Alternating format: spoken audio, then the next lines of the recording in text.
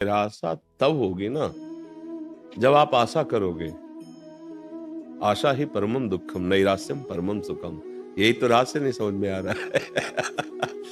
आशा ही परमम दुखम नैराश्यम परमम सुखम। आशा एक राम जी से, दूजी आशा छोड़ दे। नाता एक राम जी से, दूजा नाता तोड़। बिल्कुल सरल भाषा में समझो। प्रभु की शरण में हो तो ज्यों ज्यों राखत हो, त्यों त्यों रहियत हो हे हरि। आप जैसे रहे। फिर हमें दुख किस बात का? अगर हमें कोई गाली दे रहा है तो हमारे पूर्व पाप नष्ट कर रहा है। जो हमें दंड भोगना पड़ता वो कटु वचन से दूर कर रहा है। कितना बढ़िया, सुन लिया बस खत्म। वही दंड भोगना पड़ता। जो निंदा कर रहे हैं, अपमान कर रहे हैं, जैसे कोई किसी ने कहा, आप कहते हो सहो, अगर हम सहेंगे तो बढ़ता चला जाएगा, तो तुम रोक लो। तुम रोक लो। अभी तुम शुरू करोगे, जेल जाओगे, जीवन भर बंदी बन करके दुख भोगोगे। और तुम चुप रहोगे ना तो उसका कर्म उसे नष्ट कर देगा। तुम्हारे नष्ट करने की जरूरत नहीं है। अवश्य में भोक्तव्यम कृतम कर्म शुभाशुभम। वो अशुभ कर्म कर रहा है ना, तुम बचाओ अपने आप को। उसको दंड उसका कर्म दे देगा, किसी और को देने की जरूरत, तुम्हें देने की जरूरत नहीं। शांत रहो, गंभीर रहो। भगवान सबका भरण पोषण करते हैं। अपने कर्तव्य में कायरता मत रखो। जैसी परिस्थिति आवे उसमें निराश मत हो। आगे आगे बढ़ते चले जाओ। देखो ये पक्का समझो, चाहे कोई कितना भी धर्मात्मा हो, रात आएगी। रोक सकेगा? पर लाइट के द्वारा तुम अपने प्रकाश में जी सकते हो। रात पूरी तुम हटा दो, ऐसा असंभव है, पर तुम अपने कमरे में लाइट जलाकर सुखपूर्वक रात्रि के दुख से रहित हो सकते हो। ऐसे ही संसार में ये द्वंद्व छाए हुए हैं। सुख दुख, लाभ हानि, मान अपमान, निंदा स्तुति, जय पराजय, जन्म मृत्यु, ये द्वंद्व एकदम छाए हुए हैं। इसको तुम हटा नहीं सकते। तुम ज्ञान का प्रकाश करके अपने हृदय में इस अज्ञान द्वंद्वों से द्वंद्वातीत हो सकते हो। अगर अपने को सुधारने चलो तो तुम्हारे हृदय में द्वंद्व व्यापेंगे नहीं। संसार में नहीं रहेंगे, ऐसा नहीं। जो जितना अपने को बदलना चाहता है वही बदल पाया है। किसी की सामर्थ्य नहीं है कि बदल पावे। इसलिए निराशा और आशा, इन दोनों से हटो। आप चाहते हो जागतिक उन्नति, प्रभु पता नहीं आपको किस जगह पहुंचाना चाहते हैं। शायद वो अपना अंग सेवी बनाना चाहते हो, जगत में ना फंसाना चाहते हो। आपको क्या पता वो क्या देना चाहते हैं। हम लोगों की हालत ये है, जैसे एक गरीब आदमी गांव का किसी चक्रवर्ती सम्राट के समीप जाए और सम्राट प्रसन्न होकर के कहे, मांगो जी क्या चाहिए। किसी जी कहे, एक बैल है, गाय है, भैंस है, 1 साल के लिए चारा दे दीजिए और सब पूरे घर को 1 जोड़ी कपड़ा दे दीजिए और साल भर के लिए भोजन दे दीजिए। वो समझेगा बहुत कुछ मांग लिया, हिम्मत नहीं ना उसकी। और अगर वो राजा के ऊपर छोड़ दे कि हम क्या मांगे साहब, आप जैसा, वो दे देगा पूरे जीवन के लिए, नहीं दे देगा। हमारी भूल होती है। एक बार राष्ट्रपति, उदाहरण, एक राष्ट्रपति भारत का, एक बार स्वतंत्रता दिवस था तो तिहाड़ जेल में गए। 7 कैदियों को बुलाया, बोले आज के दिन हमारा भारत स्वतंत्र हुआ था, इसलिए आज जो मांगेगा वो हम सब कुछ देंगे। कैदियों से खुले दिल से मांगो। बोले साहब हफ्ते में 2 साबुन दिए जाएं। ठीक है, लिख लो। साहब सर्दियों में जो कंबल दिया जाए तो बहुत हल्का होता है, अच्छा होना चाहिए। तो अब जिस कोठरी में रहते हैं उसे पुतवा दिया जाए। सब ने सब मांगा। वो एक बड़ा चतुर था, बाद में उठा और गया, बोले साहब जेल से मुक्त कर दीजिए। बोले इसको मुक्त, सब बोले मुझे, बोले नहीं तुमने साबुन मांगा, तुमने तुम्हें मुक्त ले। ऐसे ही है हमारी हालत, ऐसी है कि अगर भगवान भी मिल जाए ना तो इसी जेल में संसार दुख खा ले, लड़का दे दो, रुपया दे दो। हाँ ये ये नहीं कहेगा कि मुझे जीवन मुक्त कर दो प्रभु अपनी माया से। हमारी हालत यही है।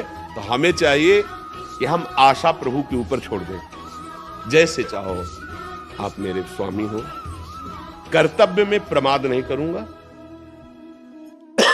धर्म विरुद्ध आचरण नहीं करूंगा, और जैसे रखोगे मुस्कुरा के रहूंगा। कई बार हमें हजारों बार सुना चुके होंगे। एक बार हम गंगा के भ्रमण करते तो लोग वो टेप रखते हैं ना, टेप से गाना हो रहा था। तो कान है, 2 पंक्तियां हमारे जीवन में बहुत बड़ा संबल बनी। जैसे वेद के सूत्र याद किए जाते ना, ऐसे हमने याद है। हर गम तुम्हारा सहेंगे खुशी से, कभी भी न सिकवा करेंगे किसी। बस इतना याद है हमें, और इसको हमने जीवन भर याद रखा है। जहां कोई ऐसी परिस्थिति आती, कोई अपमान, कोई प्रतिकूल, नहीं, मेरे प्रभु का दिया हुआ हर विधान उसको खुशी से सहना, मुस्कुरा के निकलना है, आंसू नहीं, घबराना नहीं। नहीं नहीं, हमने प्रभु से प्यार किया है तो प्यारे का ही साम्राज्य है, और उसका हर विधान हमारे लिए सर आंखों पे है। हमको उसका विरोध नहीं करना, उसको सहना है। वो देखना चाहता है इस परिस्थिति में तुम कैसे मुस्कुराओगे, तो हमें सहना है। बिल्कुल ऐसे कमजोर मत बनो कि कोई कुछ कह दे तुम रो दो, थोड़ी सी हानि हो गई तुम रो दो। नहीं, तुम ऐसे मालिक के जो भ्रकुटी विलास सृष्टि लय हुई, इतने में से निमेष कहते हैं, निमेष में अनंत ब्रह्मांडों का सृजन कर देता है। वो जब चाहेगा तो निहाल कर देगा, जैसे वो चाहे हमें वैसे रहना है। अब तो क्या दुख होगा, क्या दुख होगा, मतलब समझ हमारी थोड़ी ठीक हो जाए तो हम निराश क्यों हो कि ऐसी परिस्थिति है। अरे परिस्थिति बदलने में देर लगती है क्या?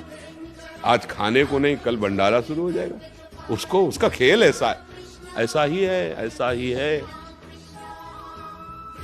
ऐसी परिस्थिति थी कि भिक्षा मांगने जाए तो अब शरीर रूप से ग्रसित, मांगने जा नहीं सकते, कोई पानी देने वाला नहीं, 1 रुपया नहीं, क्योंकि संसार से किसी से मिलना जुलना नहीं था। फल फूले तो सब बात जाने दो। मिश्री है ना वृंदावन की, तो एक ब्रजवासी देते थे 250 ग्राम मिश्री 15 दिन में। तो इतना टुकड़ा अपनी श्री जी को, जो आज फूल बंगला में बैठे भोग लग रहे हैं, इतनी मिश्री का टुकड़ा 24 घंटे में। और वो आंसुओं से लगता था कि श्री जी मुझे किंचन के पास, अब आप इसी से तृप्त हो जाइए, इसी को मान लीजिए 56 भोग है। शाम के फूल मांगते थे बिहारी जी के सामने, जो डलिया लगती हैं, 4, 5, 10 फूल मिल जाते थे, उनकी सैया लगा के श्री जी को, श्री जी शयन करो। आज फूल बंगला बन रहा है।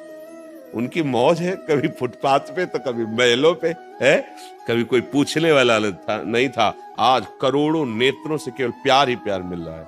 हम देखते हैं कि लोग प्रायः संतों के पास जाते हैं, मुझे ये दे दो, और हमारे पास आते हैं, तुम्हारी आयु बढ़े, तुम सुखी रहो, तुम स्वस्थ रहो। बोलो उल्टा देखो, देखो ना कौन कर रहा है, ये कौन कह रहा है? ये हमारे प्रभु इन रूपों में आके, हम यही आश्चर्य मानते हैं। संतों के पास जाते, ला महाराज मेरे कैंसर हो गया, ठीक हो जाए महाराज। ये हमारे यहाँ ऐसे आते, महाराज आप ठीक हो जाओ आपकी आयु बढ़े, आप सुखी रहे, आपको मेरी आयु लग जाए। मेरा ये कहा, ये कौन बोलता है? प्रभु बोल रहे हैं, इतने मुखों से प्रभु बोल रहे हैं, इतने नेत्रों से। जो वेद कहता है ना, शास्त्र शीर्षा पुरुखा हा शास्त्राक्षा, वो मुझे दिखाई दे रहा है। मेरा प्रभु इतने रूपों में देख रहा है मुझे, मेरा प्रभु इतने रूपों में प्यार दे रहा है, आशीर्वाद दे रहा है। सच्ची माने एकमात्र भगवान का आश्रय ले लीजिए। जिस दिन आश्रय पक्का हो गया, पक्का का मतलब जैसे गाय बांधता है ना खूंटे पे किसान, तो ठोकता है और फिर हिला के वही देखता है कि अगर हमसे हिला तो अभी और पिटेगा, फिर और ठोकता है उसे, और जब देखा कि नहीं हिल रहा तब गाय बांध। ऐसे ही कुछ है शरणागति में, अगर हम हिल रहे हैं तो भी पिटाई बाकी है, अभी ठुकाई होगी। पक्के शरणागत जहां हो गए फिर निहाल। ये अनंत ब्रह्मांड साम्राज्य आपका, क्योंकि आपने स्वामी को सर्वस्व अर्पित कर दिया, तो स्वामी ऐसे उदार के अपना सर्वस्व अर्पित कर दिए। इसलिए सावधान, हम निराश तो होना, निराश ना। आएंगी परिस्थिति, ऐसा नहीं कि आपके ऊपर आएगी, ऐसा नहीं है। कोई ऐसा बताओ विश्व में, जैसे कि मैं संकटों से लड़ रहा हूं, कोई ऐसा विश्व में एक बता दो, अरे जिनके यहां भगवान अवतरित हो रहे, स्वयं सच्चिदानंद वपु श्री कृष्ण, हथकड़ी और बेड़ियां पड़ी हुई हैं, कंस के कारागार में, राक्षसी स्वभाव वाले सैनिकों से सुरक्षित कारागार, गर्भावस्था है लेकिन हथकड़ी और बेड़ियां, और गर्भ में कौन पधारे हैं? अखिल कोटि ब्रह्मांडों के स्वामी भगवान है, जिनके भगवान पुत्र राम रूप में अवतरित हुए। उन माता को वैधव्य, पिता का परलोक गमन, 14 वर्ष अयोध्या वासियों के आंसुओं की झड़ी विराग्नि में जलते रहे। भाई देखो भगवान अवतरित हुए, देखो ना नंगे पैर वनवास प्रभु का, सीता जी का हरण, रावण से। आप देखो ना जीवन, तुम्हारा संघर्ष क्या है?